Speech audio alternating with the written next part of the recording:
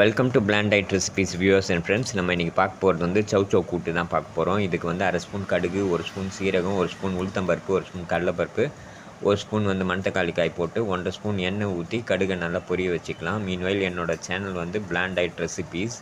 என் சேனலை எல்லாருமே சப்ஸ்கிரைப் பண்ணுங்கள், லைக் பண்ணுங்கள், ஷேர் பண்ணுங்கள், கமெண்ட் பண்ணுங்கள்.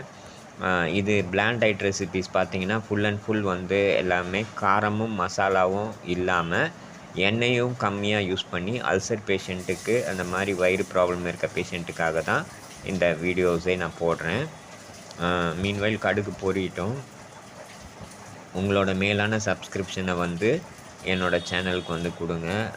நான் ஏதாவது இந்த வீடியோஸில் எங்கேயாவது தப்பு பண்ணியிருந்தேன்னா அந்த தப்பை ரெக்டிஃபை பண்ணுறதுக்கு நீங்கள் வந்து எந்த தப்பு பண்ணுறன்றதை கமெண்ட் செக்ஷனில் கமெண்ட் பண்ணுங்கள்.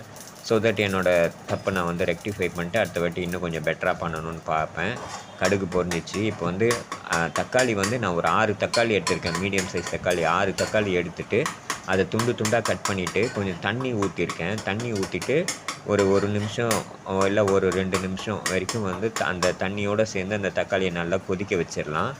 கொதிக்க வச்சுட்டு அதுக்கப்புறம் வதக்க ஸ்டார்ட் பண்ணிங்கன்னா குயிக்காக வந்து வதங்கிடும். மீன்வைல் வந்து இப்போது ஒரு 2 கொத்து கருவேப்பிலையை நான் போடுறேன். வாஷ் பண்ணிவிட்டு அந்த கருவேப்பிலையோடு சேர்த்து அந்த தக்காளியை நம்ம வதக்கலாம். வதக்குனா ஃப்ளேவர் நல்லா என்ஹான்ஸ் பண்ணி தரும்.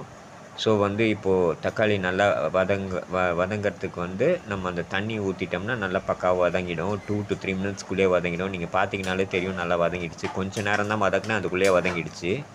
இது ஒரு புது மெத்தட். அப்புறமா கூட்டுன்றதுனால துவரம்பருப்பு தான் நான் எடுத்திருக்கேன். நீங்கள் கடலைப்பருப்பும் எடுக்கலாம், இல்லை பச்சை பருப்பும் எடுக்கலாம். துவரம்பருப்பு வந்து ஒரு 3-4 டைம்ஸ் நல்லா வாஷ் பண்ணிவிட்டு அதை ஆட் பண்ணியிருக்கேன். ஆட் பண்ணிவிட்டு 2 சௌ எடுத்திருக்கேன். ரொம்ப ஓரளவுக்கு மீடியம் சைஸான சௌ தான் எடுத்திருக்கேன். எடுத்துகிட்டு அது மேலே இருக்க தோல் எல்லாத்தையுமே பீல் பண்ணி எடுத்துகிட்டு அதை சின்ன சின்ன துண்டுங்களாக போட்டிங்கன்னா ரொம்ப குழஞ்சிடும். ஸோ அதனால் ஓரளவுக்கு கொஞ்சம் பெரிய துண்டுங்களாக போட்டிருக்கேன். அப்போ தான் வந்து நம்ம கொதிக்க வைக்கும் போதும் பாயில் பண்ணும் போதும் இல்லை அதுக்கப்புறம் ப்ரெஷர் குக் பண்ணும் போதும் வந்து அது கடைசி வரைக்கும் கூழாகாமல் இருக்கும். ஸோ அதனால் இந்த சைஸில் நீங்கள் வந்து கட் பண்ணி எடுத்துக்குங்க. அதே மாதிரி ஒரு முருங்காய் போட்டிருக்கேன் இதில். நல்லா வாஷ் பண்ணிவிட்டு இப்போ லிட்டு போட்டு மூடிடலாம். மூடிட்டு ஹை ஃப்ளேமில் 4 விசில் வச்சு எடுத்துக்குங்க. வச்சு எடுத்ததுக்கப்புறமா ஓப்பன் பண்ணி பார்த்தீங்கன்னா இப்படி தான் இருக்கும். நல்லா கலந்து விட்டுறலாம். கலந்து விட்டிங்கன்னா தான் அந்த ஃபுல்லாக அந்த கிரேவி எல்லாமே வந்து அந்த சௌவோட நல்லா மிக்ஸ் ஆகி வரும். அதே மாதிரி முருங்காலையும் நல்லா மிக்ஸ் ஆகும். இப்போ வந்து நான் புளிக்கரைச்சல் ஆட் பண்ணுறேன். புளிக்கரைச்சலில் பார்த்தீங்கன்னா 1.5 பட்டை புளி, அப்புறம் 1.5 ஸ்பூன் உப்பு போட்டுட்டு நல்லா கரைச்சிட்டு அந்த கிரேவியை வந்து இதில் ஆட் பண்ணியிருக்கேன். கூட்டுக்கு ஏன்டா புளி கிரேவி ஆட் பண்ணுற அப்படின்னு கேட்டிங்கன்னா, ஏன்னா நம்ம வந்து காரம் மசாலா போடாததுனால கண்டிப்பாக புளி கிரேவி ஊற்றி தான் ஆகணும். இல்லைன்னா வந்து ரொம்ப வந்து நல்லா இருக்காது. ஒரு மாதிரி சோர் டேஸ்ட் வரும். ஒரு மாதிரி ரொம்ப ராவாக இருக்கும், சாப்பிட முடியாது. அதனால தான் நான் கரைச்சல் ஆட் பண்ணுறேன். புளி கரைச்சல் ஆட் பண்ணிவிட்டு நீங்கள் மினிமம் 15 to 20 மினிட்ஸ் வைங்க. நல்லா வந்து அது இதுவாகிடும். அந்த புளி கரைச்சலில் இருக்கிற புளி வாசனை போய் நல்லா இந்த இந்த சௌவோட நல்லா பிளெண்ட் ஆகும். அப்போ தான் மீன்வைல் என் சேனலை எல்லாருமே வந்து பாருங்கள். அல்சர் பேஷண்ட் அல்சர் ப்ராப்ளம் இருக்கவங்களும் சரி, வயிறு சம்மந்தப்பட்ட ப்ராப்ளம் எந்த வயிறு சம்மந்தப்பட்ட ப்ராப்ளம் இருக்கவங்களும் இது பார்க்கலாம். இந்த மாதிரி டிஷ்ஷஸ் வந்து நீங்கள் செஞ்சு சாப்பிட்றதுனால வயிற்றுக்கு எந்த ஒரு பிரச்சனையும் வராது. வயிற்றுக்கு எந்த ஒரு ப்ராப்ளமோ எரிச்சலோ சாப்பிட்டதுக்கப்புறமா ஒரு டிஸ்கம்ஃபர்ட்டோ எதுவுமே இருக்காது. நான் போடுற டயட்ஸ் ரெசிபீஸ் எல்லாமே வந்து பார்த்திங்கன்னா உங்களுக்கு வந்து பிளாண்டு தான். பிளாண்டுனா காரம் மசாலா சுத்தமாக இல்லாமல் எண்ணெய் மட்டும் கம்மியாக. நீங்கள் இதில் பார்த்தீங்கனாலே தெரியும். நான் வெங்காயம், இஞ்சி, பூண்டு, பெருங்காயம், காரம் எதுவுமே நான் ஆட் பண்ணலை.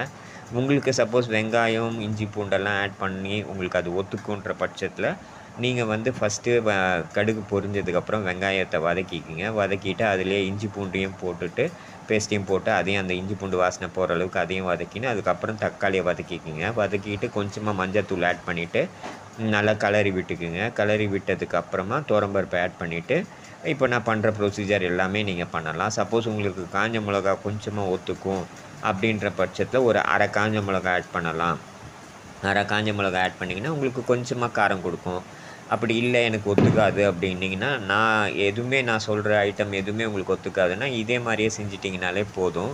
உங்களுக்கு நல்லா இருக்கும். மத்தவங்கள மாரியே நீங்களும் சாப்பிட்லாம். மத்தவங்க அல்சர் பேஷண்ட்ஸ்லாம் பார்த்தீங்கன்னா, மேக்ஸிமம் பாயில்டு ரைஸு, அப்புறமா வந்து பாயில்டு வெஜிடபிளு, அப்புறமா பருப்பு, அப்புறமா வந்து தயிர் இவ்வளோ தான் சாப்பிடுவாங்க. அதுக்கு மேல டாக்டர் ப்ரிஸ்கிரைப் பண்ணியிருக்க மாட்டாரு. பட் ஆனா நான் சொல்ற மாரி சமைச்சு சாப்பிட்டீங்கன்னா, நீங்க மத்தவங்க எப்படி சாப்பிட்றாங்களோ அதே மாரி சாப்பிட்லாம். ஆனா காரம் போடாம அதே மாதிரி அதே டிஷ்ஷு காரம் இல்லாம நீங்க சாப்பிட்லாம். மத்தவங்க சாப்பிட்றாங்களே நம்மளால சாப்பிட முடியலையேன்ற அந்த ஒரு மனசு கஷ்டத்தோட இருக்கணுன்ற அவசியம் கிடையாது.